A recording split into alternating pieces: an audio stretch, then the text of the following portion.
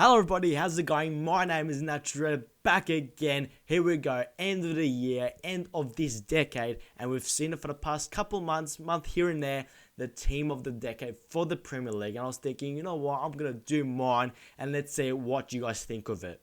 But before we start, make sure to subscribe to the channel, hit that bell notification so you do get notified when I upload or go live. Also, follow me on Twitter and Instagram, NaturalLSC. Let's crack on with this team. So obviously we're going to start with the goalkeeper. By the way, before we start, I'm going to go with a 4-3-3. So a goalkeeper, it's going to be David De Gea from Man United. Weren't many choices. You could go with maybe Petr Cech, or you can go with someone recent like Ederson Alisson. But obviously we're going for more consistent, more just absolute game changing. And I think David De Gea was absolutely incredible over this decade.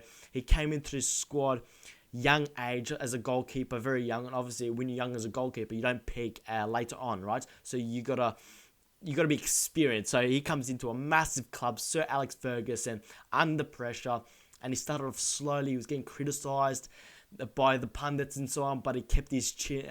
He kept going, right? Kept working hard, and around the 13-14 season, he started saving Man United points, and that's when Man United went low after that. And season after season, being their player of the year, who won one Premier League with them. I think it was one or two, but I think it was just one. But time and time again, just saving their asses year in, year out for the rest of the decade, basically. And he was their player of the year every single time. Just big, man. Like that Arsenal game couple years ago, I think it was sensational. Like he was just saving things, just Spider-Man style. And I think he deserves to be in that position. Okay, let's move on to the defense. And lots of people have been talking about the fullback. Should I go with the back three and so on and so on? I'll still stick with the 4-3-3. So back four, I've got at right back Kyle Walker. At centre back, we've got Vincent Kompany, Jan Vertonghen, and at left back, we've got Cesar Azpilicueta. Now, there's two players there that haven't been mentioned recently. I think Spencer FC put Kyle Walker in his back three, but I've got him at right back. Jan Vertonghen. No one has really mentioned him. I think he's absolutely superb, right? And Kompany Azpilicueta, we can go with it. But let's start with Kyle Walker. What a player. He's just so quick, and he's been basically the main right back who's played every single season for the last 10 years. At least, what I'm trying to say, he came through the ranks at Tottenham. Obviously, he went loan for a couple times in the Championship and League One, so on. But he went to Tottenham, wasn't great, made a couple of mistakes here and there, but I think he's the one who's always been playing for 10 years. Really consistent, not many injuries to him. He's won 2 Premier Leagues with Man City. I thought last 3-4 years at Tottenham were really, really good. He even started well, but he's been there since a young age, and I think he deserves to be at the right back. Vincent Kompany, I think it goes without saying, absolute sensational leader, absolute powerhouse at the back, just an absolute machine, and like you can't say enough good words about him. He's just a sensational. Jan Vertonghen. Now we could talk about John Terry, Virgil van Dijk, and so on. And I think Van Dijk is just head and shoulders the best player, right? At centre back, even better company. But talking about longevity, Van Dijk, even when he was at Southampton, he was an absolute jet, an absolute Rolls Royce in Southampton. And obviously, since he came to Liverpool, he's been recognised as one of the best in the world at that position. I think Van Dijk, he was amazing since 2016, where he was, okay, this guy is different levels. About 2015, when he's still playing at Southampton, you could recognise just absolute Rolls Royce, absolute brute of a man, absolute machine. But I think Jan Vertonghen, I think he was just more consistent, Jan Vertonghen. Not many people have gone with this, and I'm thinking this could be the most weirdest one in my team. But I'm thinking, you know what, Vertonghen, I think he's been most consistent, and has been more longevity. He's got injured a couple of times, which made me think, should I go with Van Dijk? But I'm thinking, nah, come on, let's pick something else. Even though Van Dijk probably deserves it, let's go with Vertonghen, because I think he's an absolute an underrated player over the last 10 years. And at left back, we've got Cesar Azpilicueta, probably the most, along with Kompany, in everyone's team of the decade. He's played left backs, played right backs, played centre back, even has one league. He's won about 3 leagues, I think it was. So he's won it with Conte, Mourinho, and I think he won it once more. I'm not sure, but I think he won it 3 times. Azpilicueta, Conte, yeah, probably. I think that goes out without saying as well. He's been an absolute lead at the back, so experienced and like defensively sound wherever he went. Can go forward and cross the ball. Can go forward and get a goal, but is defensively sound. Okay, let's go on to the midfield. The midfield three I'm going with is at the 6, we've got N'Golo Kante, and the 8s, Yaya Toure and David Silva. Now, 3 incredible players. You've got Kante's stamina, tackling, or physicality, just absolutely just regaining possession and keeping hold of the ball and wicked goals. You got the power of Yaya Toure. And then you got David Silva's just finesse and class and poise and playmaking, and that's just a perfect trio. Let's talk about N'Golo Kante. He came to Leicester. No one knew who he was. Just bossed that season for Leicester. Absolute player of the year. And then we've gone to Chelsea, player of the year as well. And he's just been won World Cup as well with France since then. 2 leagues, a World Cup in about 4 or 5 years. An absolute machine in N'Golo Kante. And this doesn't mean anything, but also a very, very nice guy. Just an absolute gentleman. Goes without saying, he just covers every every inch of grass, just absolutely everyone on the pitch, making a difference and still just making an impact. Not even when he's in position and trying to defend with the team, he can also just keep hold of the ball and can score an absolute wonder goal as well. Yaya Toure, an absolute powerhouse beast. Absolute beast. And I was thinking, should I go Yaya Toure or should I go Kevin De Bruyne? Because basically, Yaya Toure is their powerhouse and now it's Kevin De Bruyne. So it's like giving their 5 years for Toure and then 5 years after for Kevin De Bruyne. And I was thinking, Kevin De Bruyne was injured for 12 months recently, for a year. So thinking, if he played that and that level, maybe Kevin De Bruyne will get that. But Yaya Toure was absolute machine. The way he used to play, he wasn't quick, but no one could stop him. He could just have the ball and no one could get it off him. He would just glide past the player. And this is what us Liverpool fans are crying out for, like a Naby Keita. Obviously, a bit more, Naby Keita is a bit more, is short, much shorter, and a bit more, is a bit more quick, very, very more, just more fast, I think, and he's more shorter. But the way Yaya Toure used to just glide past the player, and he said goodbye, and he would just be gone. He wasn't quick, but he would just, it's like power, but it looked like he would just glide through the pitch, and you feel like no one could stop him, and his close control, the power, is an absolute sensational player. And obviously, David Silva, what a player, one of the best players in this decade, just Mr. Consistent once again. And the amount of time,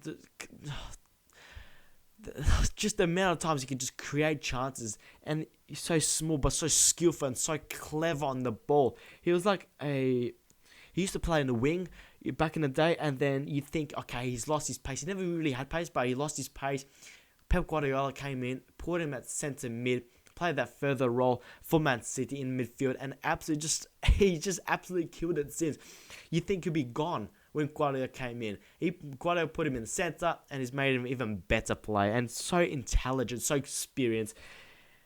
What a player. And that midfield is just glorious. Okay, let's move on to the forward 3. And I've done this in terms of just 3 forwards. It doesn't have to be 2 wingers and a striker. I've just done 3 forwards. And what I've done is I've put Harry Kane, Sergio Aguero, and Raheem Sterling up front.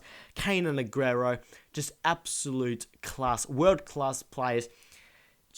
Their finishing is just out of this world. I'll tell you what, Harry Kane, Mr. Consistent, once again, just year in, year out, scoring goals. And he could break Alan Shearer's record of how many Premier League goals he can score, because Kane, since about 2014, scoring 20, 25, 30 goals every single season. And an absolute machine. Aguero, probably the best player of this decade. Absolute sensational player. Sergio Aguero, so unlucky for him and Man City was just getting injured every single season. He's missed about 10 to 15 games, but an absolute machine, and without a doubt. And I've gone with Raheem Sterling on the left-hand side. Obviously, you could put like Suarez or Eden Hazard. And I was thinking, okay, Suarez has done it for 2 years, the best player in 2 years, but you're going to have longevity. And I thought Hazard or Sterling. Hazard, amazing player. He used to tear Liverpool to shreds every fucking time. When you played Chelsea, you're like, oh, for fuck's sake, Hazard. He used to just crush us every single time. Him against players like Alberto Moreno, Nathaniel Clyne, he just tore him to shreds. And I think every time you just be fearful. We used to fear Hazard more than Chelsea. It was just an absolute, what a player. But Raheem Sterling, I've picked him because I feel like Sterling has just been more consistent and he's just gone to levels. Hazard's been incredible, but I feel like a couple seasons here and there, and he's just so shit and just disappointing from his wise. And I think Sterling in that Brendan Rodgers Liverpool season 13-14 with Sturridge and Suarez, I thought he was absolutely fantastic. Sterling, like that was the season he just gone up to another level, and I think. And then after the season, he was Liverpool's main man. Sturridge started to get injured a bit more. Suarez left to go to Barcelona. Gerrard was nearing his end. Sterling became that main man and just couldn't do it. And then he made his big move to Man City, and Pep Guardiola just turned him into a world-class player and probably the best player alongside Mane and the best player on the left-hand side. Just absolute fantastic player, and his finishing has gone to another notch. He's just intelligent. The way he just positioning. He's intelligent of moving the ball quicker and so on. So that's my left-hand side. Aguero, like I said, the best player of this decade. Just an absolute baller. His finishing is just out of this world. And Harry Kane could be the best English striker we've ever had. Best English striker they've ever had. And I feel like he gets unnoticed because he's just a finisher. But I feel like his all-round play, the way he picks up the ball when he goes deep into midfield and can play a pass to Lucas Moura or Dele Alli if they make a run from midfield. And I think that's an underrated skill. Aguero is more of a striking finisher, poacher, but I feel like Kane has got a bit more all-round. Kane hasn't got one. Kane's strength is goal scoring. He's not that quick. He's not that strong, but he's a 6 foot, all-rounded, can play a pass, can do a cross as well, and can take corners, obviously. And I think that's my team of the decade. Honorable mentions: Kevin De Bruyne, Luis Suarez, Eden Hazard, Virgil van Dijk, obviously. Maybe Hugo Lloris, maybe Pablo Zabaleta, maybe, probably not. One other mention that I want to say that hasn't been talked about at all, and obviously he's not going to enter team of the decade because why do I feel embarrassed by saying this? But James Milner. Let's talk about him for a second. I feel like he's not getting in the team of the decade, but he's been Mr. Consistent since day one, and obviously he's won a couple of leagues with City. He's most likely gonna win now. Win for Liverpool, Champions League as well with Liverpool, League Cup with Man City, and I feel like Premier League team of the decade. James Milner, obviously he's not going to get in there, obviously, because Kevin De Bruyne, Yaya Toure out of this world, obviously. But I just want to mention James Milner just because I want to recognise his professionalism and just recognise he's just Mr. Consistent, mate, Mr. Reliable, that James Milner. And any other mentions I can say? Maybe Fernandinho, maybe Suarez. Yeah, we said Suarez. Maybe Wayne Rooney. But guys, that's my team of the decade in the Premier League 2010 to 2019. If you like this video, make sure you do smash that fucking like button. Follow me on Twitter and Instagram, Natural LFC. Like I said before, subscribe, hit that bell. Make me feel good. And we'll see you guys later.